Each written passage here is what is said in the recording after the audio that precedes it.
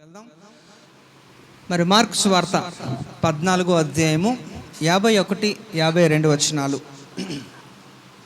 Mark సువార్త 14వ అధ్యాయము 51, 52 వచనాలు. తన దిగంబర శరీరము మీద నారబట్ట వేసుకొని ఉన్న ఒక పడుచువాడు ఆయన వెంట వెళ్ళుచుండగా వారతనిని పట్టుకొనిరి. అతడు నారబట్ట విడిచి దిగంబరుడై పారిపోయెను. హల్లెలూయా, హల్లెలూయా. చూడండి, ఇక్కడ మనం గమనిస్తే ఈ యొక్క మార్కు సువార్తలో నేను మీకు ఇదివరకు కూడా మీకు జ్ఞాపకం చెప్పాను, మరలా మీకు జ్ఞాపకం చేస్తున్నాను. ఈ యొక్క మార్కు సువార్త మొట్టమొదటిగా రాయబడింది. సువార్తలు 4 సువార్తల్లో మత్తయి, మార్కు, లూకా, యోహాను విషయంలో ఈ యొక్క మార్కు సువార్త మొదట రాయబడింది. ఆఖరి రాయబడినది మత్తయి సువార్త. కానీ ఈ యొక్క బైబిల్ క్రమంలో ఈ ఇండెక్స్లో మనం చూస్తే నూతన నిబంధన గ్రంథంలో మొదటిగా మనకి కనబడేది మత్తయి సువార్త. సో అలా రాయడానికి గల ఉద్దేశం కూడా నేను ఇదివరకు మనం మాట్లాడుతూనే ఉన్నాను. కనుక మొట్టమొదటిగా యేసు ప్రభువు గురించి అత్యధికంగా యేసు ప్రభు వారు ఈ లోకానికి ఎందుకు వచ్చారు అనే విషయాన్ని బట్టి కానీ, లేకపోతే మరి ఆయన మనుషుల పట్ల ఎలాంటి ఉద్దేశం కలిగి ఉన్నాడో అని చెప్పడంలో ఈ యొక్క మార్కుకు మించిన వారు లేరు. అంత స్పష్టముగా చాలా చక్కగా వివరించారు ఈ యొక్క 16 అధ్యాయాల్లో. ఎవరు? ఈ యొక్క మార్కు అనే యొక్క సువార్థికుడు. వాస్తవంగా మార్కు అనే అతను యేసు ప్రభు ఒక శిష్యుడు కాదండి. యేసు ప్రభు శిష్యుడు మార్కు కాదు, లూకా కూడా కాదు. 4 సువార్తల్లో మనం చూస్తున్న వ్యక్తుల్లో 2 మాత్రమే అందులో యేసు ప్రభు ఒక 12 మంది శిష్యుల్లో 2. ఎవరు? మత్తయ్య, ఎవరు? యోహాను. మరి లూకా అలాగే మార్కు 2 కూడా యేసు ప్రభు శిష్యులు కాదు. కానీ వారు చాలా చక్కటి ఇన్ఫర్మేషన్ మనకి ఇచ్చారు. బైబిల్లో మనకి ఏ ఒక్కరూ చెప్పలేని అన్ని విషయాలు ఈ యొక్క అతి చిన్న పుస్తకంలో మనకి చాలా చక్కగా ఇందులో చెప్పబడ్డాయి. ఇప్పుడు మనం గమనిద్దాం కొన్ని విషయాలు త్వరగా మనం నేర్చుకుందాం. ఈరోజు చాలా త్వరగా పంపించేస్తాను మిమ్మల్ని. మీరు కూడా ఎవరు కూడా మాట్లాడకూడదు దయచేసి. అంటే నేను అంటాను కానీ చేయను అనేది కదా మీరు అలాగ ఆలోచిస్తున్నారు. అయినా పర్వాలేదు, ఈరోజు నేను నా మాట మీద నేను నిలబడతాను. ఓకే. సో కనుక ఈ యొక్క మార్కు చాలా చక్కగా ఈ యొక్క 16 అధ్యాయాలే కానీ చాలా స్పష్టంగా అనేక విషయాలు ఈయన మనకి తెలియచేస్తున్నాడు. మొట్టమొదటిగా ఈ ప్రపంచానికి సువార్తను అందించింది కూడా యేసు ప్రభు గురించి అంత చక్కగా వివరించి అందించింది ఒక మార్కే. మీరు అనుకుంటారు మగ్దలేని మరియ యేసు ప్రభు సమాధి దగ్గరికి వెళ్ళి మొట్టమొదటిగా సువార్తను ప్రకటించింది అంటే తను చూసింది మొట్టమొదటిగా. కానీ అనేక విషయాలు ప్రపంచానికి సువార్త రూపంలో అందించింది మాత్రం మార్కే. కనుక ఈ మార్కు గురించి కొన్ని విషయాలు మనం కొంచెం లోతుగా మనం పరిశీలన చేసి ఆ తర్వాత మనం చదువుకున్న వాక్య భాగంలోకి మనం వెళ్దాం. అసలు ఈ యొక్క మార్కుకి మారు పేరు కూడా ఉంది. మార్కు అనే యోహాను అని కూడా ఆయన పిలుస్తారు. ఎవరు? ఎందుకంటే ఈ బైబిల్ గ్రంథంలో చాలా మటుకు పాత నిబంధనే కానీ కొత్త నిబంధనే కానీ కన్ఫ్యూజ్ అవ్వడానికి కొన్ని యొక్క పరిస్థితులు ఎలా ఉంటాయి, పేర్లు సేమ్ పేర్లే రిపీట్ అయ్యి ఉంటుంది. 5 సార్లు, 7 సార్లు, 3 సార్లు అలాగ అనేక సార్లు సేమ్ పేర్లు ఉంటాయన్నమాట. అందువలన ఎవరు అనేది మనకి కన్ఫ్యూజన్లో ఉంటుంది. అందుకనే కొంచెం స్పష్టంగా మనం చెప్పాలి. ఉదాహరణకి యోహాను విషయానికి వస్తే ఏ యోహాను? శిష్యుడైన యోహాను అనాలి, లేకపోతే బాప్తిస్మం ఇచ్చి యోహాను అనాలి.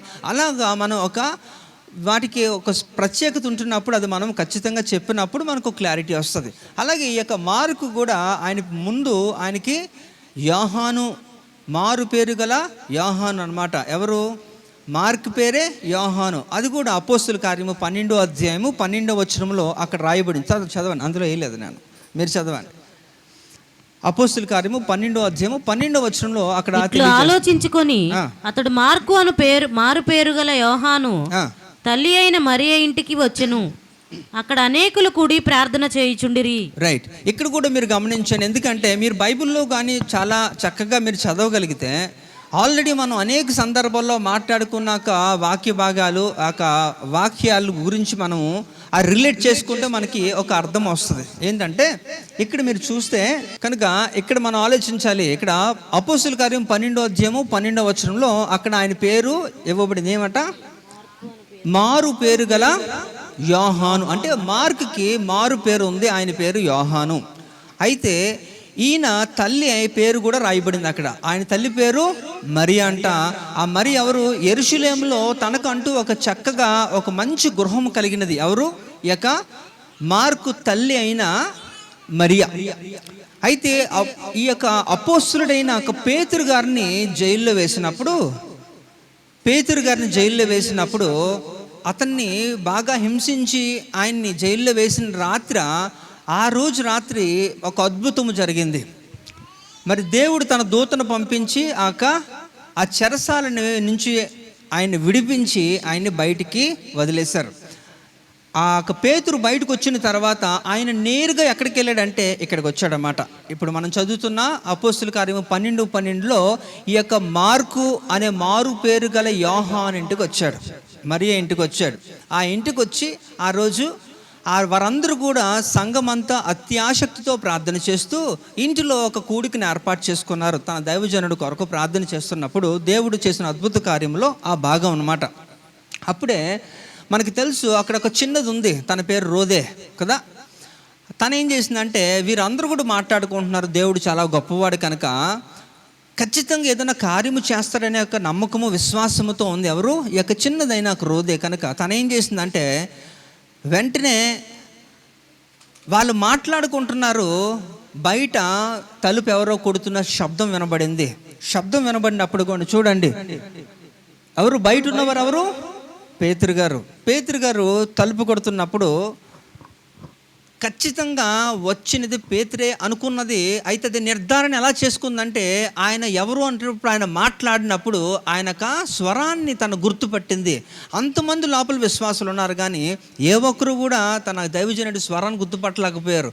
ఎప్పుడైతే ఆ చిన్నది తన యొక్క స్వరాన్ని గుర్తుపట్టి పేతురు అంకులు వచ్చారు, బయట ఉన్నారు అని చెప్పినప్పుడే పేతురు రావడం ఏంటి? వాళ్ళకి విశ్వాసం లేదు. వాస్తవంగా వాళ్ళందరూ కూడా అతని కొరకే ప్రార్థన చేస్తున్నారు, వస్తారు అని చెబుతున్నారు కానీ విశ్వాసం మాత్రం లేదు. మాట్లాడుకుంటున్నారు. ఆ మాటలను నమ్మి తను ప్రార్థన కూడా చేసింది కనుక ఆ విశ్వాసముతో వచ్చినది ఎవరు? పేతురే అని మనసులో అనుకుంటూ నిర్ధారణ చేసుకుంది. స్వరాన్ని బట్టి చూడలేదు కానీ వాళ్ళతో చెప్తుంది. వెంటనే తను ఓపెన్ చేసింది, తన్ని లోపలికి ఆహ్వానించారు. అప్పుడు చాలా ఆశ్చర్యం కలిగింది అన్నమాట. చిన్న పిల్లకు ఉన్న విశ్వాసం మాకు లేకపోయిందే అని చెప్పి వారందరూ కూడా కొంత మటుకు సిగ్గుపడ్డారు అక్కడ.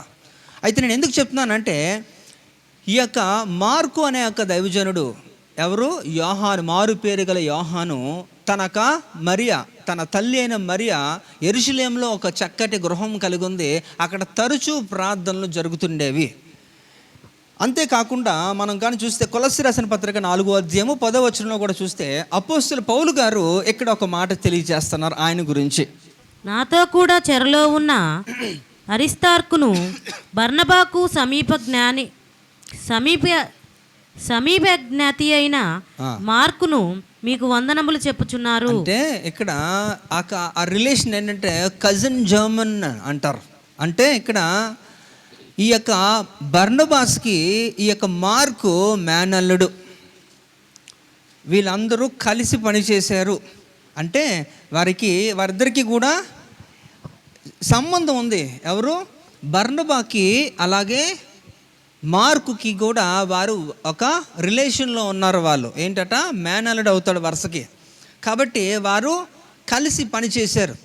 అదే ఆ విషయాన్ని ధృవీకరిస్తూ ఇక్కడ కొలస్సీలో అపోస్తలుడు పౌలు గారు చెబుతున్నారు. కొలస్సీ 4:10 ఆయన చెప్తున్నారు, నాతో పాటు ఎవరున్నారు తెలుసా అని చెప్పి. అంటే ఇక్కడ మొదటి సువార్త దండయాత్రలో అపోస్తలుడు పౌలు గారితో వెళ్ళినది కూడా ఈ మార్కే. మారు పేరు అనే ఒక యోహానే అపోస్తలుడు పౌలు గారితో సువార్త పరిచర్యలో వెళ్ళాడు, అక్కడ చేశాడు. ఆ తర్వాత ఆ పరిచర్య నుంచి రిటర్న్ వచ్చిన తర్వాత వాళ్ళందరూ కూడా కలిసి ఎవరు?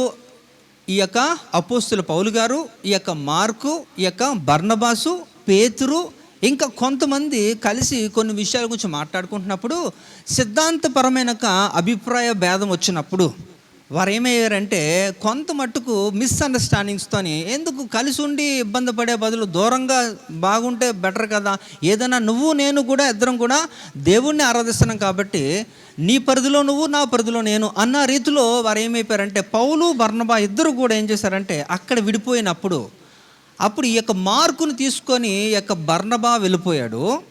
ఈ యొక్క పేతురు గారు ఈ యొక్క అపోస్తుల పౌలు గారు శీలను తీసుకొని ఆయన వెళ్ళిపోయారు. అలాగా వాళ్ళిద్దరు కూడా విడిపోయి వెళ్ళిపోయారు. ఈయన గురించి చెబుతున్నాడు. ఇందాక మనం ఆల్రెడీ కొలస్సీ రాసిన పత్రిక 4:10 మనం చదువుకున్నాం కదా. ఫిలోమోను పత్రికలో 1వ అధ్యాయం ఉంటుంది, అందులో 24వ వచనంలో కూడా ఈయన అపోస్తులు గారు పౌలు గారితో పాటు కలిసి పని చేశాడు. ఎవరు? ఒక కోలాబరర్ అంటే కోలాబరర్ అంటే జత పనివారు అని ఒక పదాన్ని కూడా వాడినాడు. ఇక్కడ చూడండి ఒకసారి, ఫిలోమోను పత్రిక 24వ వచనం చూడండి. జత పనివారైన మార్కు, అరిస్తార్కు, దేమా, లూకా వందనములు మీకు చెప్పుచున్నారు. అంటే వీళ్ళందరూ కూడా కలిసి పని చేశారు. ఎవరికి సపోర్టుగా నిలిచారు? అపోస్తుల పౌలు గారు పరిచర్య చేస్తున్నప్పుడు లూకా, దేమా ఇంకా ఈ యొక్క మార్కు కూడా ఉన్నారు. వీళ్ళందరూ జత పనివారుగా కలిసి పని చేశారు. ఎవరికి? దేవుని పరిచర్యలో అపోస్తుల పౌలు గారికి చాలా చక్కగా వారు సహకరించినట్టుగా మనకి ఇక్కడ తెలుస్తుంది. అంతేకాకుండా ఇక్కడ మనం గమనించండి, మరి ఈయనకి ఆత్మీయ తండ్రి ఎవరు?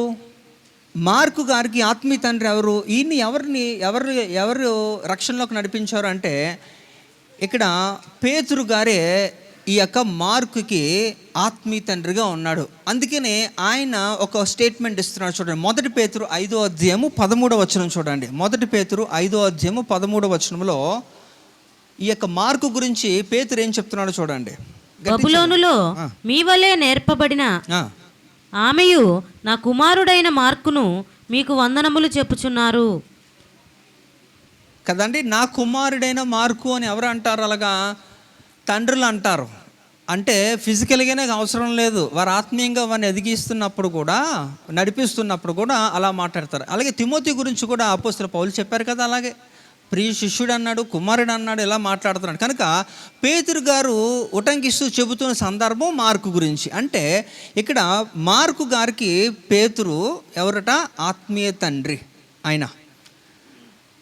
అందువలన పేతురు గారితో ఈయనకున్న పరిచయము, బర్నబాస్ గారికి ఈయన మేనల్లుడు అవ్వడం వలన ఈ యొక్క రిలేషను ఇలాంటి యొక్క ట్రయాంగిల్లో ఉండడం బట్టి నేను అనుకుంటున్నాను, అపోస్తులుగా పిలువబడుతున్న 12 మంది శిష్యులు వారి యొక్క అనుమతితో ఈ యొక్క మార్కు సువార్త ఈయన ద్వారా రాయడానికి అనుమతించబడింది. అది వరుస క్రమంలో వచ్చింది.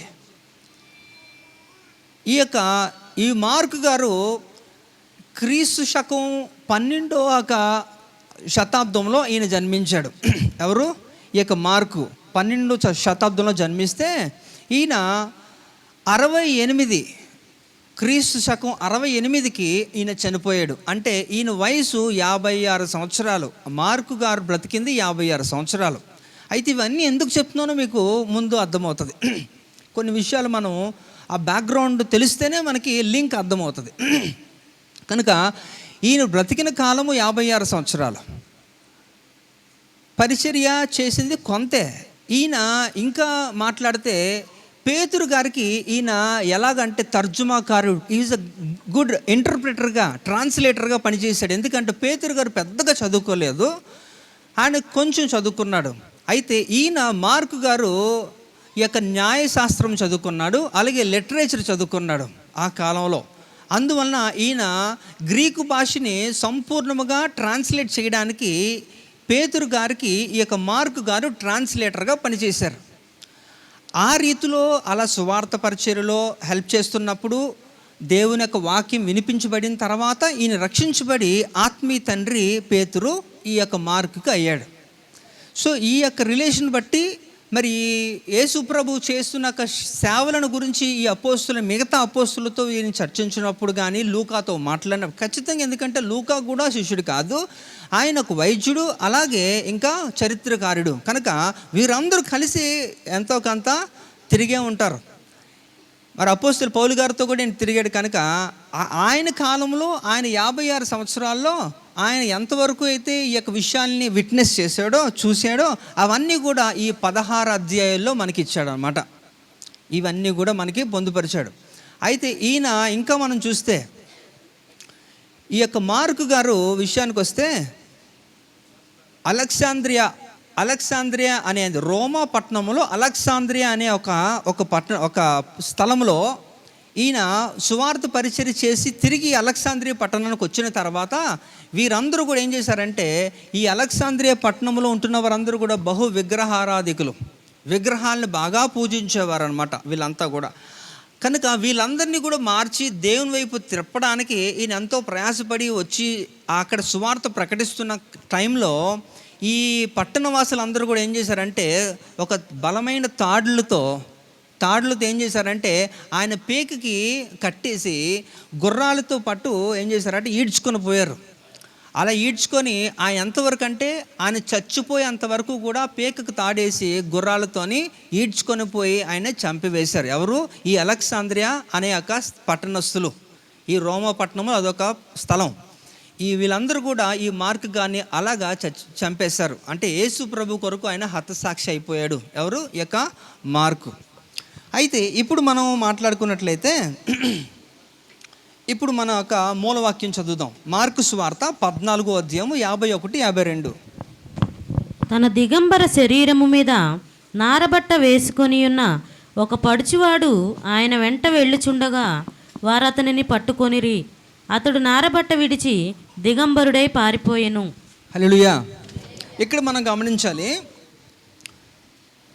ఏం బట్ట అండి? అది నారబట్ట కదా. ఇక్కడ లినెన్ క్లోత్స్ అంటారు ఈ యొక్క ఇంగ్లీష్లో. అయితే ఈ లినెన్ క్లోత్స్ ఈ యొక్క నార బట్టల గురించి బైబిల్ గ్రంథంలో మనకి ఇంచుమించుగా 104 సార్లు ప్రస్తావన ఉంది. ఈ యొక్క నార బట్టల గురించి 90 వాక్య భాగములు కేవలం ఈ యొక్క నార బట్టలను ఉద్దేశించి మాట్లాడుతున్న వాక్య భాగాలే మనకున్నాయి. అంటే దీని గురించి దేవుడు ఏదో తెలియజేస్తున్నాడు, ఇది ఇంపార్టెంట్ అని మనం అర్థం చేసుకోవాలి. ఇప్పుడు ఈ యొక్క నార బట్టల గురించి మాట్లాడే ముందు ఈ యొక్క బట్టల గురించి అందరూ కూడా మరి బట్టల షాప్లో పనిచేసే వారికి కొంత ఐడియా ఉంటుంది, నాణ్యత క్వాలిటీ తెలుస్తుంది కదా. ఏ బట్టలు బాగుంటాయండి, మనీకి ఎక్కువ వస్తుంది, వాల్యూ ఫర్ మనీ అనేది వారికి తెలుసు అందులో పనిచేస్తే. లేకపోయినా సరే మీకున్న అనుభవం ప్రకారంగా కూడా మీరు వెళ్ళి చెక్ చేస్తూ ప్రతి సంవత్సరం మీరు కొనుక్కుంటారు కాబట్టి మంచిది శ్రేష్టమైనది మీరు కొనుక్కుంటారు. సో ఏ బట్టలు ప్రశస్తమైనవి అంటారు మీ యొక్క దృష్టిలో? పట్టు వస్త్రాలా? పట్టు లేనినట. ఇంకేమి లేవా? అసలు ఇంకేమి మీకు ఐడియా లేదా? అమ్మో, బోల్ పేరు చెప్పేస్తారు, నాకు అవేం అర్థం అవ్వదు. ఇక్కడ ఈ రెండు మనం మాట్లాడుకుంటే ఇక్కడ చూద్దాం. ఇక్కడ ఈ యొక్క ఫ్యాబ్రిక్ గురించి, ఈ యొక్క నార వస్త్రాల గురించి మనం మాట్లాడితే మిగతా వస్త్రాలకి అంతటి యొక్క ప్రాధాన్యత ఉందా లేదా అనేది నాకు అనవసరం. ఎందుకంటే బైబిల్లో ఉంటున్నది మాత్రం మనం మాట్లాడాలి. ఇక్కడ ఎన్ని సంవత్సరాలు అయినప్పటికీ కూడా ఈ నారతో చేయబడిన వస్త్రాలు అయితే మాత్రం అంత త్వరగా పోవట. అవి ఎంతో కాలం ఉంటాయట. ఎంతకాలం అంటే అది మనం వాడుకునే పద్ధతిలో కూడా ఉంటుంది. కానీ వాస్తవంగా ఆ బట్టకుంటున్నాక అంతటి ఏమంటారు మన్నిక అనమాట, అంత ఎక్కువ కాలం అది వస్తుందట. అంతేకాకుండా ఈ యొక్క నార బట్టలు ఏం చేస్తాయంటే మనకు సూర్యకిరణాల్లోని అల్ట్రావైలెట్ రేస్ అని ఉంటుంది. అల్ట్రావైలెట్ రేస్ అనేది నేరుగా భూమి మీద పడితే మనము ఏమైపోతామంటే కాలిపోయి చచ్చిపోతాం. అందుకని దేవుడు ఏం చేశారంటే ఒక సహజ సిద్ధంగా ఓజోన్ లేయర్ అంటారన్నమాట. అంటే ఆక్సిజన్ పొరని ఈ యొక్క భూగోళం చుట్టూ కూడా వేసి పెట్టాడు దేవుడు. అది ఆ యొక్క పొర నుంచి దాటుకొని మన దగ్గరికి వచ్చినప్పటికే అది ఎక్కువ మోతాదులో కానీ ఉంటేనే మనకి క్యాన్సర్స్ వచ్చేస్తూ ఉంటాయి, ఇలాంటి యొక్క ప్రమాదాలు ఉంటుంది. అయితే ఈ యొక్క నారబట్ట ఏం చేస్తుంది, ఈ యొక్క వస్త్రం ఏం చేస్తుందంటే ఈ యొక్క అల్ట్రావైలెట్ రేస్ నుంచి మనల్ని సురక్షితంగా ఉంచుతాట ఈ బట్టలు ధరిస్తే. ఏది యొక్క నార బట్టలు అంటే లెనిన్ క్లోత్స్ అనేది వేసుకుంటే మిగతా ఒక బట్టల కంటే ఇది ఎక్కువగా మీకు శరీరానికి ప్రొటెక్షన్తో పాటు ఈ యొక్క సూర్యకిరణాల్లో ఉంటున్న ఒక ప్రమాదకరమైన కిరణాల నుంచి కూడా మిమ్మల్ని రక్షిస్తుందట. ఏది ఈ యొక్క లెనిన్ క్లోత్స్ అనేది. అంతేకాదు అది లైట్ వెయిట్ అట. అవునా? లైట్ వెయిట్ అనా? మీకున్నాయండి? ఎంతమందికి నార వస్త్రాలు ఉన్నాయి? ఉన్నాయన్నారు. ఎవరు మాట్లాడి నవ్వుతున్నారు అంటే నవ్వేళ్ళందరికీ ఉన్నట్టే, అలా తీసుకోవాలి ఇంకా. రైట్. అంతేకాకుండా ఇది త్వరగా ఏమైపోద్దట, నీటిలో నానబెట్టిన తర్వాత కూడా అది తొందరగా ఆరిపోవడానికి అవకాశం ఉంటుందట. ఎవాపరేట్ అయిపోద్ది, వాటర్ కూడా త్వరగా ఎవాపరేట్ అయిపోద్దట.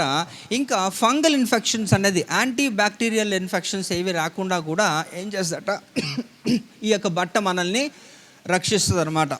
సాధారణంగా కొన్ని బట్టలు ఏమన్నంటే తడిచిపోయినప్పుడు ఒక ఫంగస్ పట్టేస్తుంది అనమాట. ఒక చెమ్ము ఉంటే దానివల్ల మీకు ఏమవుతుందంటే స్కిన్ అలర్జీస్ ఉంటాయి. కానీ ఈ బట్టతోని అలాంటిది ఎక్కువ మాత్రం ఉండదు. కనుక ఇంకా చెడు వాసనలు కూడా రాకుండా కూడా ఈ వస్త్రానికి అదొక ప్రత్యేకత. సో ఇన్ని యొక్క విశిష్టత, మంచి యొక్క ఏమంటారు యూసేజెస్ ఉన్నాయట ఈ యొక్క వస్త్రాల గురించి. అయితే ఇప్పుడు మనం మాట్లాడుకుంటే మార్కు సువార్త 14వ అధ్యాయంలో 51, 52లో మనం మాట్లాడితే గెత్సెమనే తోటలో యేసు ప్రభు వారు ప్రార్థన చేసుకుంటున్నప్పుడు శిష్యులు కూడా కొంతమంది ఉన్నారు. అలాంటి క్రమంలో ఒక్కసారిగా యేసు ప్రభుని అరెస్ట్ చేయాలని ఉద్దేశించి రోమా ప్రభుత్వంలో ఉన్న సైనికులందరూ కూడా ఒక్కసారిగా దాడి చేసి అక్కడికి వచ్చినప్పుడు మనకు తెలుసు అక్కడ ఏం జరిగిందనేది. వెంటనే యేసు ప్రభువుకు ఉంటున్న శిష్యులందరిలో కూడా ఒక వ్యక్తి అయిన పేతురు ముందుకు వచ్చి ఏం చేశారంటే తన ఒరలో ఉన్న కత్తిని తీసి ఏం చేశాడు, ఆ మాల్కోజు అనే ఒక సైనికుడు చెవిని కట్ చేసేసాడు, చెవిని కోసేస్తాడు. కోసినప్పుడు యేసు ప్రభు వారు గద్దించి మరలా అక్కడ ఒక గొప్ప అద్భుతం చేస్తారు. ఆ యొక్క చెవిని స్వస్థపరిచి మరలా దాన్ని యథాస్థానంలో దాన్ని ఉంచుతారన్నమాట. అక్కడ చాలా అద్భుతం అనమాట అందరూ చూస్తుండగా. అలాంటి సమయంలో యేసు ప్రభు వారిని సిలువకి తీసుకొని వెళ్ళడం కొరకు ఆయన అరెస్ట్ చేసి తీసుకొని వెళ్ళిపోతున్న సందర్భంలో జరిగిన ఇన్సిడెంట్ ఈ యొక్క మార్కు సువార్త 14వ అధ్యాయం 51, 52 అందులో.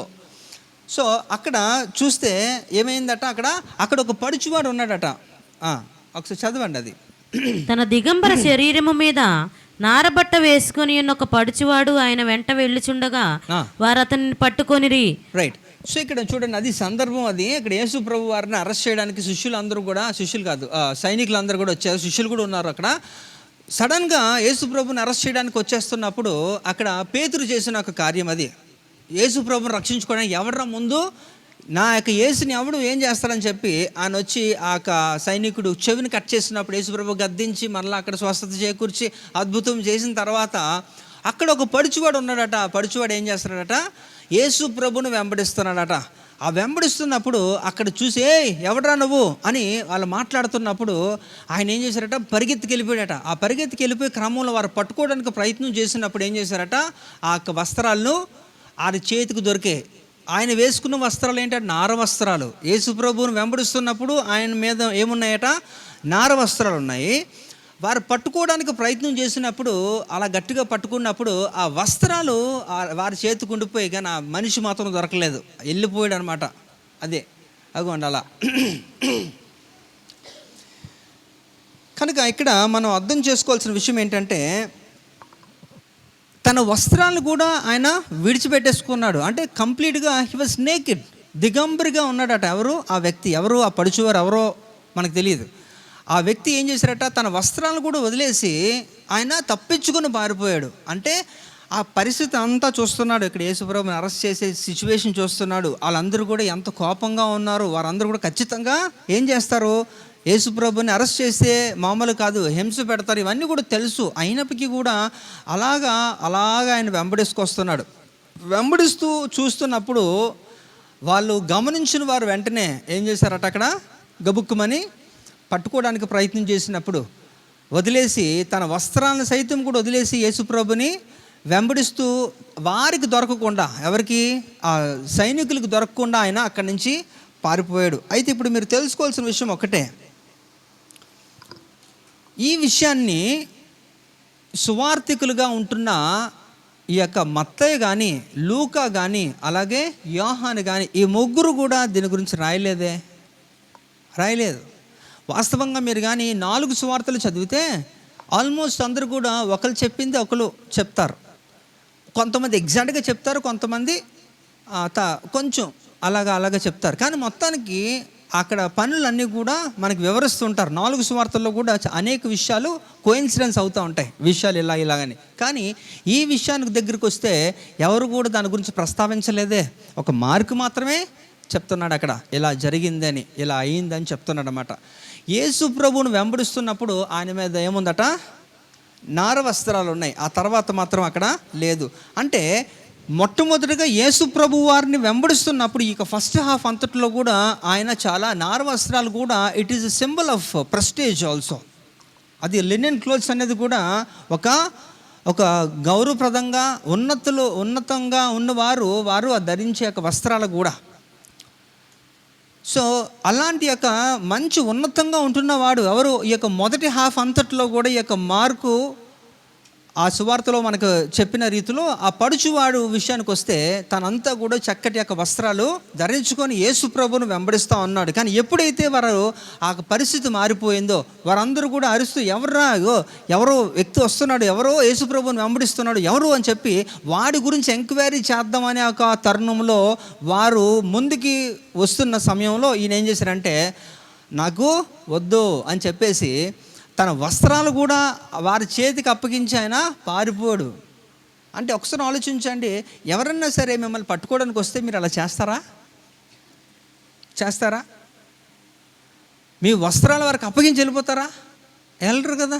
కానీ ఈయన ఆలోచించండి, అంటే ఈయన అప్పటి వరకు బాగుంది, యేసు ప్రభు వారితో ఉంటున్నంత వరకు కూడా బాగుంది. ఖచ్చితంగా యేసు ప్రభు వారిని వెంబడిస్తూ యేసు ప్రభు వారి యొక్క విధి విధానాల్లో నడుస్తూ అనేక పరిస్థితులు అన్నీ కూడా గమనిస్తున్నాడు కదా ఆ పడుచువాడు. కానీ అక్కడికి వచ్చినప్పుడు ఆయన్ని పట్టుకొని ఇబ్బంది పెడతారు అని ఎప్పుడైతే అనుకున్నాడో వెంటనే తన వస్త్రాలు దేనికి ధరిస్తారండి జనరల్గా? ఎందుకు? శరీరాన్ని కప్పుకోవడానికి, కరెక్టే. ఇంకా చెప్పాలి, వెచ్చదనం, ఇవేనా అండి? అంతేనా? అందం కంటే ఈ యొక్క శరీర రక్షణ కదా ముందు, దాని తర్వాత అదొక ఏంటమ్మా, ఎవరు చెప్తున్నారు? నాకు కనపట్లేదు. అది పిల్లర్ అనకాతలు ఉన్నది, ఆవిడ కనపట్లేదు నాకు. రైట్. కాబట్టి ఇక్కడ అది ఏంటంటే ఒకలాగా మనకి ఒక గౌరవం, అవునా, ఒక రెస్పెక్ట్. మనం ఒక ఇన్సల్ట్ లేకుండా, మనం ఇన్సల్ట్ ఫీల్ అవ్వకుండా, అవమానింపబడకుండా మనం అది దేవుడు మనకిచ్చినవి కనుక ఆ రీతిలో కూడా ఎవరు కూడా అలాంటి పరిస్థితి వచ్చినప్పుడు అలాగా వస్త్రాలు వదిలేసి ఎవరు వెళ్ళరు. మనకి కనిపించింది ఒక ఇద్దరు వ్యక్తులే. ఒకడిక్కడ ఈ పడుచువాడు కనిపిస్తే ఇంకొక దగ్గర యోసేపు కనబడతాడు, అవునా. యోసేపు కూడా తనకు వస్త్రాలు, పై వస్త్రాన్ని వదిలేసి వెళ్ళిపోయిన సందర్భం పోతీఫర్ ఇంట్లో జరిగిన సందర్భంలో మనకు తెలుసు. అంటే ఇక్కడ మీరు గమనించండి, ఇక్కడ యేసును వెంబడించినంత వరకు కూడా మనకేముంటాయట, నార వస్త్రాలు ఉంటాయి. హల్లెలూయా. యేసుని వెంబడించలేనప్పుడు తనకున్నదంతా కూడా దేవుడు ఏం చేస్తారట, వారే కోల్పోతారు. దేవుడు ఎప్పుడు కూడా దేవుడు ఏమి తీసేయడండి, గుర్తుపెట్టుకోండి. వారి యొక్క క్రియలు బట్టే ఇక్కడ జరిగేది. ఇక్కడ యేసుని వెంబడిస్తున్నంత వరకు కూడా ఆయన హీ వాజ్ వెరీ రాయలీ ట్రీటెడ్. ఎంతటా మంచి యొక్క గౌరవంతో ఉన్నాడు. అది ప్రెస్టేజ్కి సింబల్గా ఉంటున్న వస్త్రాలు ధరించుకున్నాడు, అన్నీ బాగున్నాయి. కానీ ఎప్పుడైతే ఆ సైనికులు అలాంటి యొక్క బెదిరించే రీతిలో వారు ముందుకు వస్తున్నప్పుడు, అమ్మో ఇప్పుడు నా పరిస్థితి ఏమవుతుంది, ఇప్పుడు యేసు ప్రభువుని తీసుకెళ్తున్నారు, ఖచ్చితంగా వీరు విడిచిపెట్టేవారు కాదు, హింస కూడా పెడతారు. ఇప్పుడు ఆయన్ని ఎవరైతే వెంబడిస్తారో మాకు కూడా అదే పరిస్థితి వస్తుంది అనుకున్నాడేమో ఈ యొక్క యవనస్తుడు, ఈ యొక్క పడుచువాడు. ఆయన ఏం చేశారు, తనకు వస్త్రాలను కూడా తను విడిచిపెట్టేశాడు. కాబట్టి ఇక్కడ నేను కూడా మిమ్మల్ని అడిగేది ఏంటంటే, ఇప్పుడు ఆయన ఆ పరిస్థితి లేకపోయి ఉంటే ఖచ్చితంగా ఆయన ముందుకే వెళ్ళినేమో. కానీ అక్కడ పరిస్థితి తారుమారైపోయి, అంటే ప్రతికూల పరిస్థితి అక్కడ వచ్చింది కనుక ఆయన ఆ రీతిలో ఆయన ప్రవర్తించాడు. అయితే అదే పరిస్థితి మీకు వచ్చినట్లయితే మీరేం చేస్తారు? ఇప్పుడు యేసు ప్రభు వారిని మీరు వెంబడిస్తున్నారు, అవన్నీ కూడా మీకు తెలుసు. కానీ అలాంటి యొక్క ప్రతికూల పరిస్థితి వచ్చినప్పుడు మీరు ఏ రీతిలో ప్రవర్తిస్తారు? మీరు కూడా ఈ యొక్క పడుచువాని వలె మీ యొక్క వస్త్రాలు విడిచిపెట్టి వెళ్ళిపోతారా? చెప్పాలి, గట్టి చెప్పాలి. నో, ఎస్, ఏదో ఒకటి చెప్పండి. నో, ఏం చేస్తారు? అక్కడ పేతురు ఏదో చేశాడు కదా, అలాగే మీరు కూడా చేస్తారా? పేతురు ఏం చేశాడు? రెస్పెక్ట్గా ఉండేది, ఆనర్గా ఉండేది, ఒక ఉన్నతమైన ఒక పొజిషన్లో ఉండవలసిన వ్యక్తి అక్కడ ఏమైపోయాడట, ఒక దిగంబరత్వం ఆయన అనుభవించాడు. అక్కడ ఆయన వాళ్ళందరూ కూడా అక్కడి నుంచి వారికి దొరకకూడదు, ఎట్టి పరిస్థితుల్లో నేను వెళ్ళిపోవాలని చెప్పి అనుకున్నాడు. అయితే నేను ఒక్కటే మాట మీకు చెప్తాను, ఇక్కడ యేసు ప్రభు వారికి ఎవరు కూడా సాటి లేరు, సాటి రారు. మనకు తెలిసింది, ఎందుకంటే ఆయన సృష్టికర్త, సర్వలోకమునకు అధిపతి కనుక ఆయన మనకి ఎప్పుడు ఎల్లప్పుడూ కూడా మనకి భద్రత దయచేయడానికి ఆయన సంసిద్ధుడిగా ఉంటాడు. అయితే ఆ భద్రత తీసుకోవాల్సింది కూడా మీరే. ఆయన దయచేయవాడు ఉంటున్నప్పుడు మీరు తీసుకోలేని స్థితిలో మీరుంటే ఎవరేమీ చేయలేరు. ఇప్పుడు డాక్టరు ఏదైనా మీకున్న రోగాన్ని తగ్గించడానికి ప్రయత్నం చేస్తే ఆ రోగం పోవాలంటే మీరు ముందు ఆయనకి సహకరించాలి, అవునా? మీకు సర్జరీ చేయాలంటే నా మీద కత్తి పడిందా నేను చంపేస్తాను అన్నారు అనుకోండి, డాక్టర్ ఏమైనా చేస్తాడా? ఏం చేయలేడు. ఎందుకంటే మీరు అతనికి సహకరిస్తేనే మీ యొక్క రోగాన్ని తగ్గించాక ఆలోచన చేస్తాడు ఆయన. కనుక ఇక్కడ దేవుడు ఎప్పుడు కూడా సర్వసమృద్ధిని మనకు దయచేయాలనుకుంటాడు, నీకు భద్రత ఇవ్వాలనుకుంటాడు, నీకు అన్నీ కూడా దయచేయాలనుకుంటాడు. కానీ అది పొందుకునే క్రమంలో ఎక్కడో మిస్టేక్ జరుగుతుంటుంది. ఇక్కడ కూడా ఆ పడుచువాడు వెంబడిస్తున్నంతవరకు కూడా ఆయన బాగున్నాడు, చక్కగానే ఉన్నాడు. కానీ ఎప్పుడైతే ఆ పరిస్థితి, ఆ ప్రతికూల పరిస్థితి ఎదురైందో వెంటనే ఏం చేశారట, అక్కడ వారు ఎక్కడ పట్టుకొని ఆయన ఎక్కడ ఏం చేస్తారో అని చెప్పేసి వారు గట్టిగా పట్టుకున్నప్పుడు వస్త్రాలు దొరికి కానీ మనిషి మాత్రం దొరకలేదు. అవంతా కూడా విడిచిపెట్టి ఆయన పారిపోయాడు. అయితే నేను చెప్తున్నాను, ఎవరైతే యేసు ప్రభువును వెంబడిస్తారో, ఎవరైతే యేసును అనుసరిస్తారో వారికి తాత్కాలికమైన పరిస్థితులు మీకు అనుకూలపరచకపోయినప్పటికీ కూడా మీకు సర్వకాలంలో మీకు భద్రత. హల్లెలూయా.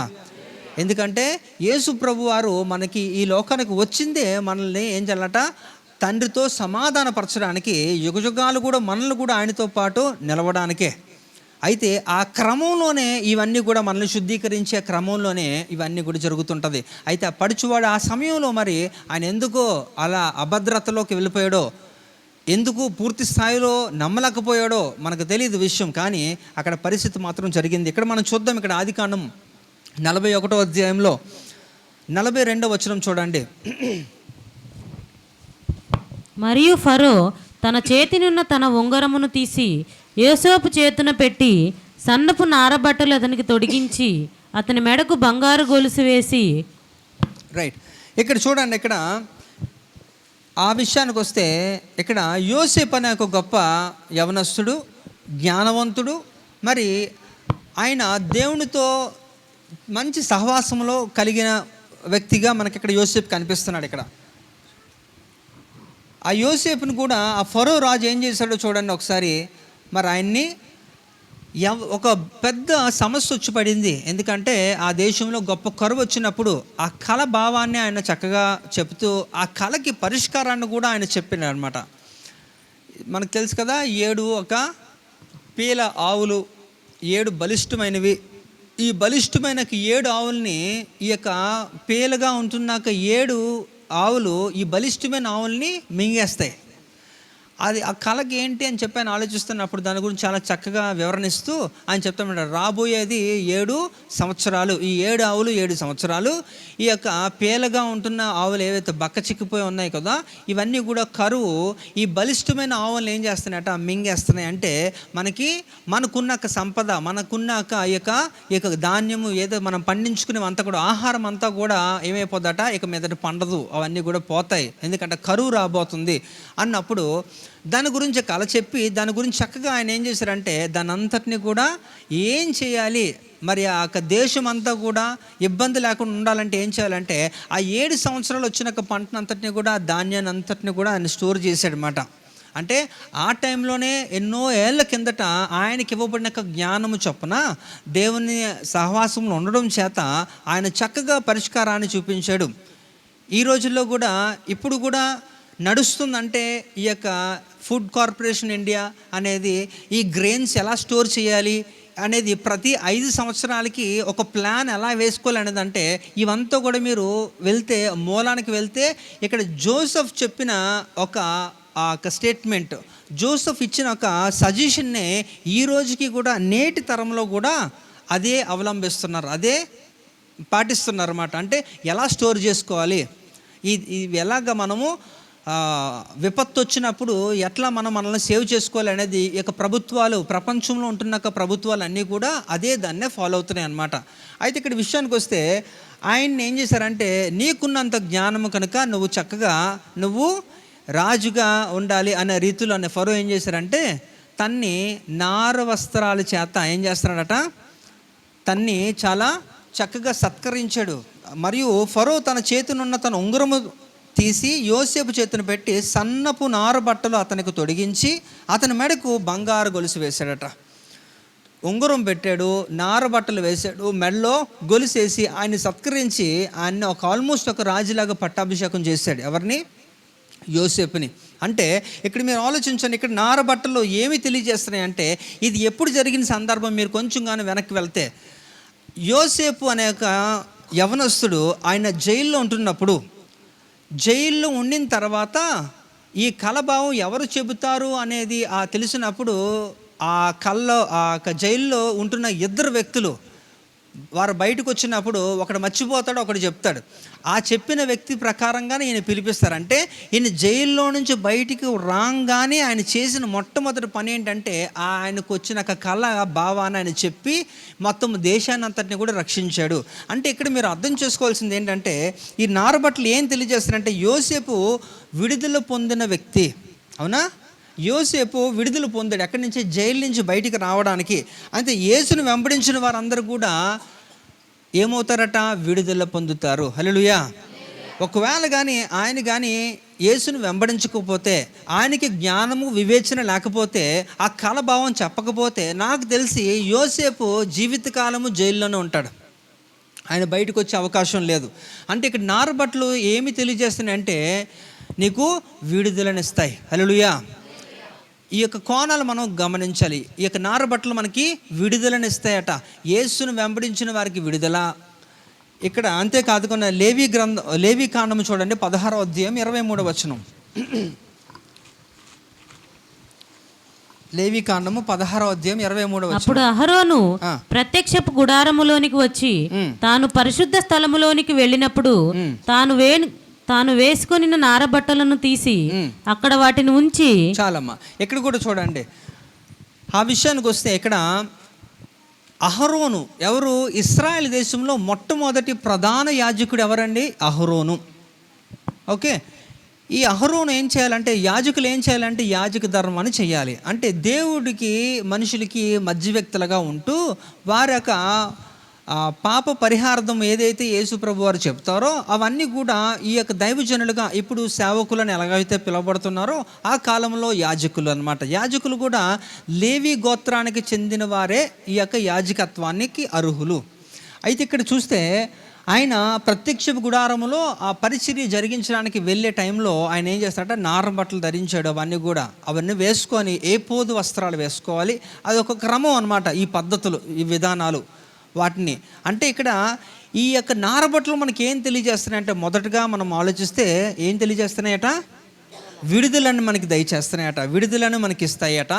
ఇక్కడ ఈ నారబట్టలు, ఈ వస్త్రాలు మనకి తెలియజేస్తుంది ఏంటంటే యాజకత్వాన్ని చేస్తారు. అంటే దేవుని పనిని చేసేవారు ఈ యొక్క నారబట్టలు ధరిస్తారు. అంటే మనందరికీ కూడా దేవుని పని చేయడం కొరకు ఆ నార వస్త్రములు మనకు దయచేశాడు యాజకులుగా మనల్ని. ఆ రోజుల్లో కేవలం ఒక వర్గం వారికి మాత్రమే అది అనుమతించబడింది. కానీ ఈ రోజుల్లో ప్రతి ఒక్కరూ కూడా పిలుపును బట్టి వారు కూడా ఈ యొక్క పరిచర్య చేయడానికి దేవుడు వారిని ఎన్నుకున్నాడు అనేది కూడా దేవుడు తెలియజేస్తాడు. అంటే యేసును వెంబడించిన వారు ఎలా ఉంటారట? యాజకులుగా ఉంటారంటే దేవుని పనిని చేస్తారు. ఇంకా మనం చూద్దాం, ప్రకటన గ్రంథం 19వ అధ్యాయం 8వ వచనం చూడండి. మరియు ఆమె ధరించుకొనుటకు ప్రకాశములను నిర్మలములనైన సన్నపు నారబట్టలు ఆమెకు ఇయ్యబడెను, అవి పరిశుద్ధుల నీతి క్రియలు. ఇక్కడ కూడా మనం ఆలోచిస్తే ఇక్కడ ప్రకటన గ్రంథంలో మరియు ఆమె ధరించుకొనుటకు ప్రకాశములను నిర్మలములైన సన్నపు నారబట్టలు ఆమెకి ఇవ్వబడెను, అవి పరిశుద్ధులు నీతి క్రియలు. పరిశుద్ధుని నీతి క్రియలట. ప్రకటన గ్రంథం 2వ అధ్యాయం 17వ వచనం కూడా ఒకసారి చదవాలి. సంఘములతో ఆత్మ చెప్పుచున్న మాట చెవిగలవాడు వినుగాక, జయించువానికి మరుగైయున్న మన్నాను భుజింపనిత్తును, మరియు అతనికి తెల్లని రాతినిత్తును, ఆ రాతి మీద చెక్కబడిన ఒక కొత్త ప్రేరుండును పొందిన వానికే గాని అది మరి ఎవనికిని తెలియదు. మరియు సజీవుడకు దేవుని ముద్రగల వేరొక దూత సూర్యోదయ దిశ నుండి పైకి వచ్చుట చూచితిని. భూమికిని సముద్రమునకు హాని కలుగజేయుటకై అధికారము పొందిన ఆ 4 దూతలతో. చాలా అంటే ఇక్కడ 17లో మనం చదువుతున్నాం. అక్కడ మనకి జయించిన వారికే ఏమైతే అనుగ్రహించబడతాయో ఒక బహుమతుల గురించి అక్కడ తెలియజేస్తున్నది. అందులో కూడా ఒక భాగముగా తెల్లని వస్త్రాలు కూడా అందులో ఉంటాయి. ఈ తెల్లని వస్త్రాలే ఏంటి అంటే ఆ తెల్లని వస్త్రాల గురించే ఈ యొక్క 19వ అధ్యాయం 8వ వచనంలో తెలియజేస్తాడు. ఆ తెల్లని వస్త్రాలు ఏంటట? పరిశుద్ధిని యొక్క నీతి క్రియలు అని కూడా అక్కడ తెలియజేస్తున్నాడు. అంటే ఇక్కడ అందులో కూడా చూడండి, ఇక్కడ ఎవరి గురించట?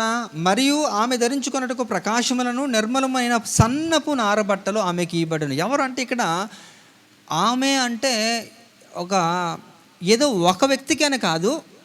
ఇక్కడ యేసు ప్రభు వారు పెండ్లి కుమారుడు అంటున్నప్పుడు, సంఘము వధువుగా కన్యకగా ఉంటున్నప్పుడు, స్త్రీ పాత్ర ధరించినప్పుడు, అంటే ఒక సమాజాన్ని ఏదన్నా కూడా స్త్రీతో పోల్చబడింది అది.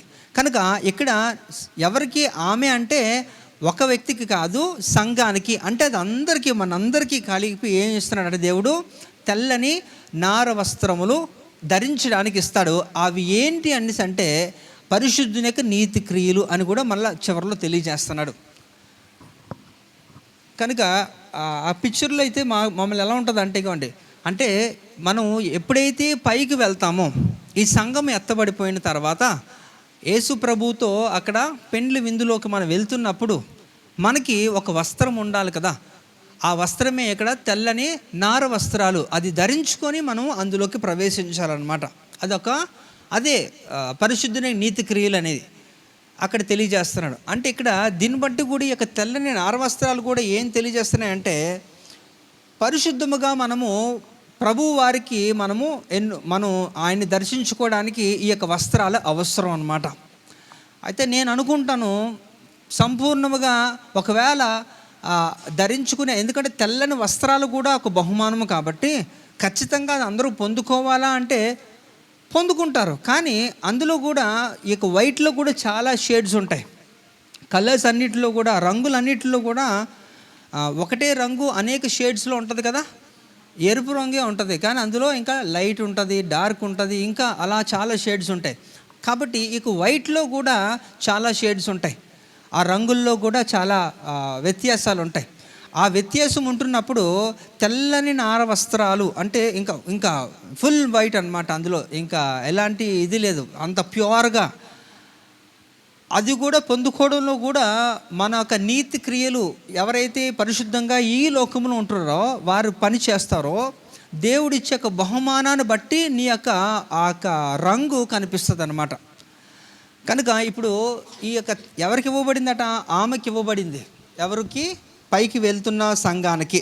కాబట్టి ఎంతవరకు కూడా ఎవరైతే పొందుకుంటారో దేవుని యొక్క కృపచేత వారు దీవించబడతారు. అంటే పరిశుద్ధత, యథార్థత అనేది ఈ యొక్క నార వస్త్రాల ద్వారా కూడా మనకి దేవుడు అనుగ్రహిస్తాడు.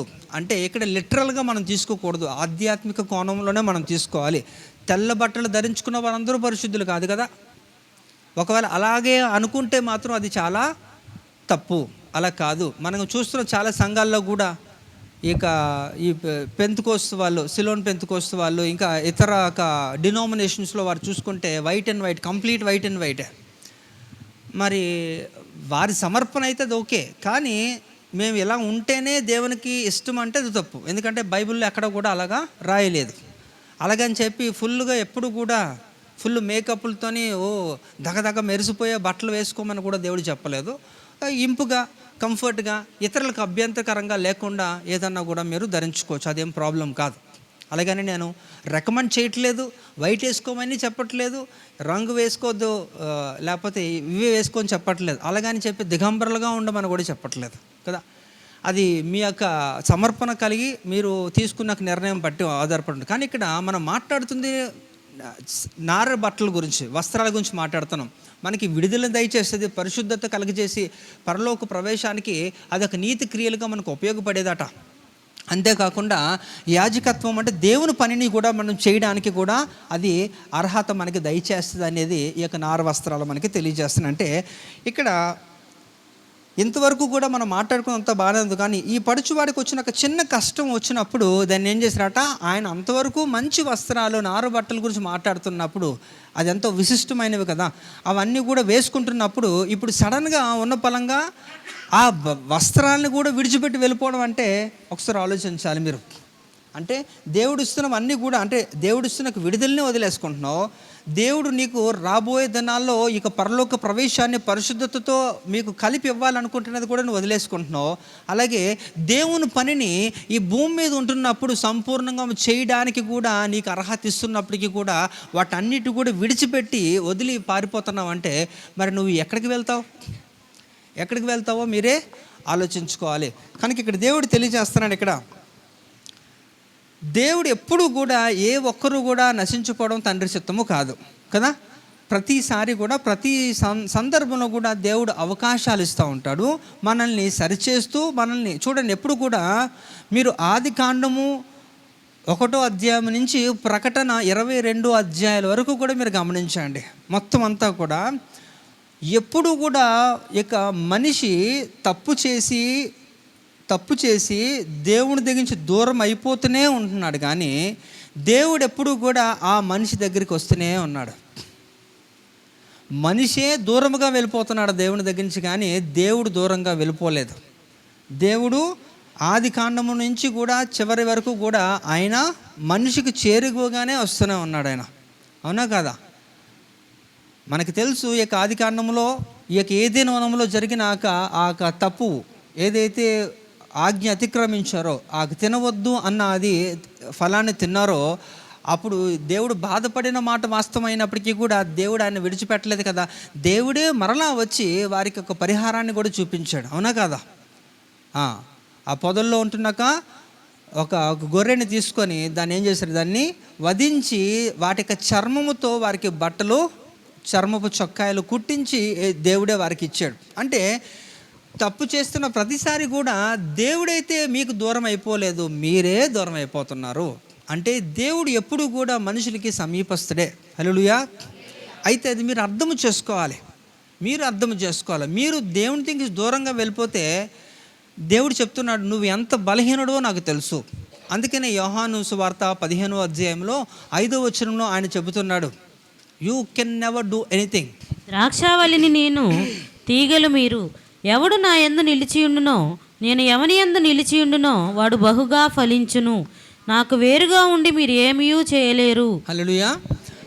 ఇక్కడ అంత క్లారిటీగా దేవుడు ఎవరో చెబితే పక్కన ఉంచండి, దేవుడే చెప్తుంటే నాకు నువ్వు వేరుగా ఉంటే నువ్వేమైనా చేయగలవా, ఏమీ చేయలేవని చెప్పేస్తున్నప్పుడు నేను చేయగలను అనుకుంటే మీరు చేసుకోండి.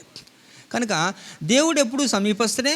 దేవుడు ఎప్పుడు కూడా నిన్ను తండ్రితో ఐక్యపరిచి నేను సమాధానంగా సంతోషంగా దేవునితో ఉంచాలనేదే ఒక కోరిక. ఆ క్రమంలో అనేకమైన జరుగుతాయి. ఇక్కడ కూడా ఈ పడుచువాడు కూడా దేవుడిని సంతోషంగా అంగీకరించాడు, విన్నాడు, చూశాడు, అన్నీ చేశాడు, ఏదో చేద్దాం అనుకున్నాడు, పాపం వెంబడిస్తున్నాడు. కానీ ఆ పరిస్థితులను అనుకూలించలేనప్పుడు ఒక్కసారిగా ఏం చేశాడంటే టక్కుమని ఆయన పారిపోయాడు. ఎంతగా పారిపోయాడు అంటే తన వస్త్రాలన్నీ కూడా వదిలేసి మరీ వెళ్ళిపోయాడట. అంటే దేవుడు ఇస్తున్న భద్రత, ఆ సంతోషము, ఆ ఫ్యూచర్లో నువ్వు ఆయనతో పాటు ఉండడానికి నీకు ఒక మార్గాన్ని ఆయన చూపిస్తున్నాడు, ఈ వస్త్రాల ద్వారా చెబుతున్నాడు మనకి. అయితే వీటన్నిటిని కూడా వదిలి వెళ్ళిపోతున్నప్పుడు మీరు అనుకోండి అది చాలా కష్టము. కాబట్టి ఇక్కడ యేసయ్యకు దూరమయ్యే వారు ఏమైపోతారట, పరిశుద్ధతను కోల్పోతారు. అంటే నార వస్త్రాలు దానికి సాదృశ్యంగా మనం మాట్లాడుతున్నాం కాబట్టి వీటిని వారు కోల్పోవడానికి అవకాశం ఉంటుంది. అంతేకాదు యేసయ్యకు దూరమైన వారట బంధకాలలోకి వెళ్ళిపోతారు. అవునా? ఇక్కడ అందాక మనం చూసాం, అక్కడ యోసేపు ఎక్కడి నుంచి వచ్చాడు ఆ కలభావం చెప్పడానికి కదా. అసలు ఎందుకు, ఏ కారణం చేత బయటకు వచ్చాడు చెప్పాలి. జైలు నుంచి ఆయన బయటికి రావడానికి కారణం ఏంటి? అంతే కదా. ఎవరికి అంత దమ్ము లేదు, ఎవరు కూడా చెప్పలేకపోయారు కూడా. చాలామంది ఉన్నారు జ్ఞానులు అనబడిన వారు అప్పుడు ఆ రాజ్యంలో ఫరో దగ్గర. కానీ ఎవరు చెప్పలేకపోయారు.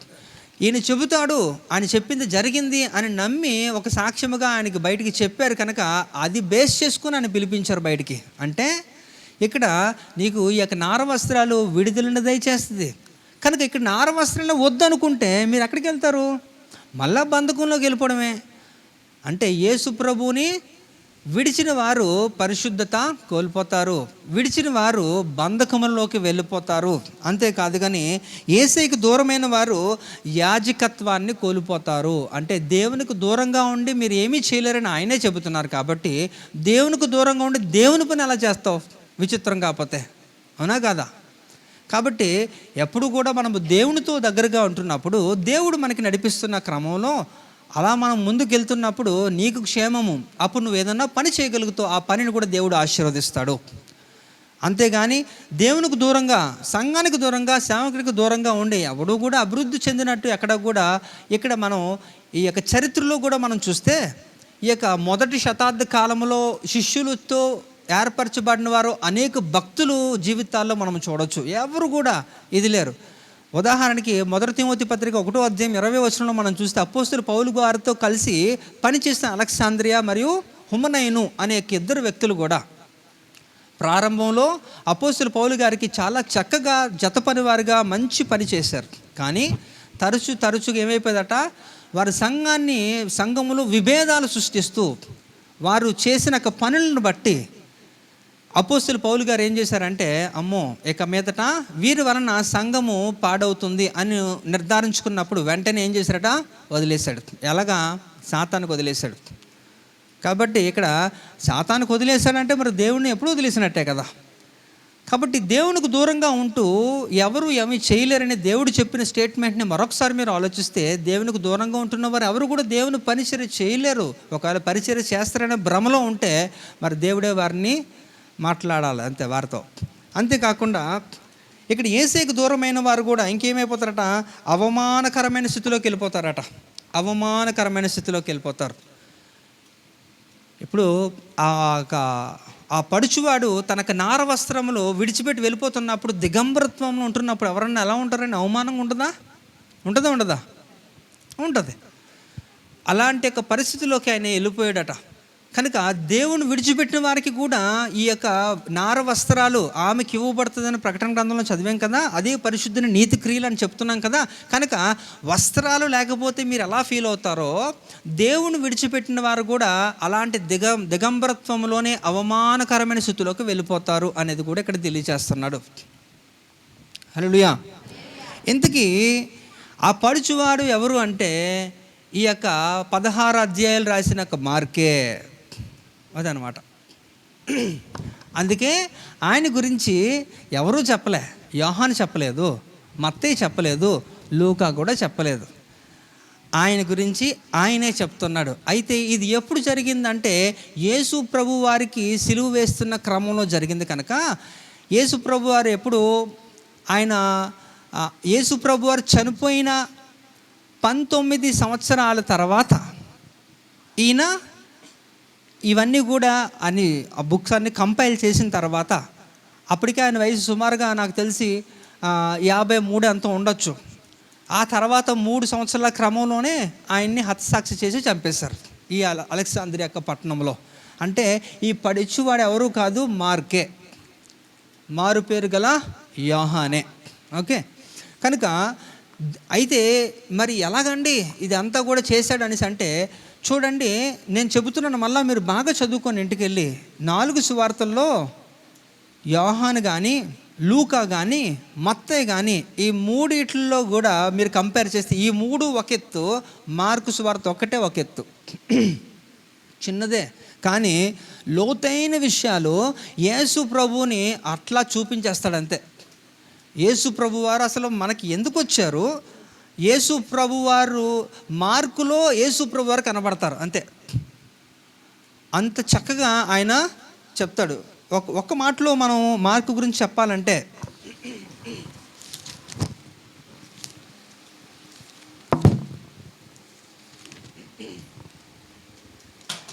10:45 చూడండి. మార్కు సువార్త 10:45. మనుష్య కుమారుడు పరిచారము చేయించుకొనుటకు రాలేదు గాని పరిచారము చేయుటకును అనేకులకు ప్రతిగా విమోచన క్రయధనముగా తన ప్రాణము ఇచ్చుటకును వచ్చిననెను. హల్లెలూయా. కాబట్టి స్ట్రెయిట్గా ఆయన చెప్పింది ఏంటంటే, యేసు ప్రభు వారిని ఎంత ఎలివేట్ చేశాడంటే చాలా చక్కగా తక్కువ టైంలోనే క్లియర్గా చెప్పేశాడు ఈ యొక్క మార్కు. కనుక ఈ యొక్క మార్కులో యేసు ప్రభు వారు కనబడేవారట ఆ కాలంలో. అంత చక్కగా ఆయన వాస్తవంగా ఆయన ఏ పని కూడా చేసినట్టు మనకి ఎక్కడ కూడా బైబిల్లో లేదు, చరిత్రకారులు కూడా చెప్పలేదు. ఇందులో లేనివి అందులో చెప్తారు, అందులో కూడా చెప్పలేదంటే ఇంక మనకు తెలియదు, ఇంకంతే. కనుక ఆయన చదవరైతే చదువుకున్నాడు, మంచి యొక్క న్యాయశాస్త్రాన్ని చదువుకున్నాడు, అలాగే లిటరేచర్ చేశాడు. కనుక ఆయన ఎలాంటి పరిచర్యలో అంటే is a very good evangelist, ఒక సువార్థికుడిగా చక్కగా పనిచేశాడు. అందువలనే ఆయన అపోస్తలుడైన పౌలు గారితో పనిచేశాడు, లూకాతో, పేతురుతో, అలాగే ఈ యొక్క బర్నబాతో కూడా. అందువలన ఆయన అన్ని పరిస్థితులు చూశాడు, అనేక స్థలాలకు వెళ్ళాడు, చూశాడు, నేర్చుకున్నాడు, వచ్చాడు. అన్నీ చూసిన తర్వాత అవన్నీ కూడా ప్రజలకి చెప్పాలి అనే ఉద్దేశంతో ఈ యొక్క 16 అధ్యాయాల్లో కూడా చాలా చక్కగా ఆయన వివరించుకొస్తున్నాడు. రక్షణ గురించి చాలా చక్కగా చెప్తాడు. యేసు ప్రభు గురించి చాలా ఉన్నట్టుగా చెప్పిన ఒక వ్యక్తి యొక్క మార్కే. అయితే ఆ క్రమంలో ప్రతికూల పరిస్థితిలో ఆయన అలా తన వస్త్రాలు అయితే విడిచిపెట్టి వెళ్ళిపోయాడు. కానీ కాలక్రమేపీ మరలా ఆయన ధైర్యాన్ని తెచ్చుకొని తనకున్న విశ్వాసాన్ని ఇంకనూ అభివృద్ధి చేసుకొని చాలా చక్కగా పరిచర్య చేసి ఆఖరికి యేసు ప్రభు కొరకు హతసాక్షి అయిపోయిన ఒక సువార్థికుడిగా, ఒక గొప్ప దైవజనుడిగా ఈ యొక్క మార్కు కనబడుతున్నాడు. కనుక ఈ యొక్క మధ్యాహ్నకాల సమయంలో మీరు ఆలోచించండి,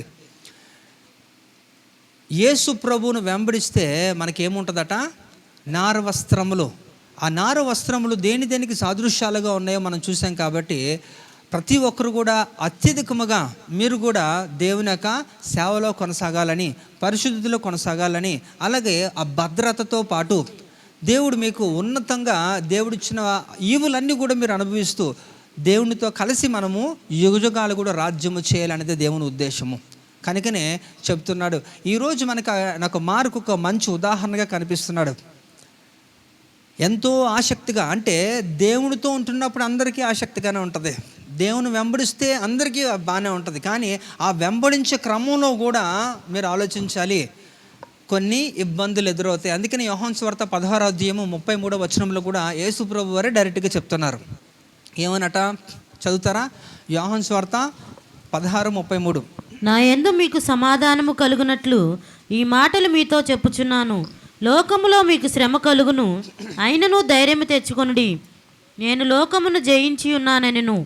కదండి, యేసు ప్రభు వారే చెప్తున్నారు, నా యందు మీకు 100% నో డౌట్స్. కానీ నన్ను వెంబడిస్తున్న క్రమంలో నా గురించి మీరు ప్రచారం చేస్తున్న సమయంలో ఖచ్చితంగా మీకు కొన్ని ఎదురు దెబ్బలు తగులుతాయి, కష్టములు వస్తాయి, ఎదుర్కోవాలి. ఎందుకంటే వాటన్నిటినీ కూడా నేను ఎదుర్కొన్నాను, లోకమునే నేను జయించాను. కాబట్టి ధైర్యం తెచ్చుకొని మీరు ముందుకి కొనసాగండి పరిచర్యలో, దేవుని పనిలో. అప్పుడు మీకు ఏమవుద్దట? జయించిన వారికే ఏముంటుందట? జీవ కిరీటం ఉంటుందట, మరుగైన మన్నా ఉంటుందట, తెల్లని యొక్క రాయి ఉంటుంది, తెల్లని వస్త్రాలు ఉంటాయట. మనం మాట్లాడుకున్న అన్నీ కూడా జయించిన వారికే. జయిస్తే అక్కడికి వెళ్తాం, జయించకపోతే అవన్నీ మీరు మర్చిపోండి, మీరు వెళ్ళడం కూడా మర్చిపోండి. అయితే మనకి కూడా కొన్ని సందర్భాల్లో ఈ యొక్క మార్కుకి వచ్చినాక పరిస్థితి మనకు కూడా రావచ్చు ఇక మీదట, లేకపోతే గతంలో అన్నా సరే. కానీ ఎప్పుడు కూడా అలా మీరు విడిచిపెట్టి వెళ్ళకూడదు. కానీ ఏమవ్వాలట? ఎదుర్కొని ధైర్యంగా మీరు విశ్వాసంతో ముందుకు కొనసాగాలి. తద్వారా మీకు ఏమవుతుందంటే దేవుడు ఏదైతే మీకు వాగ్దానం చేశాడో అవన్నీ కూడా దేవుడు మీకు అనుగ్రహిస్తాడు. హల్లెలూయా.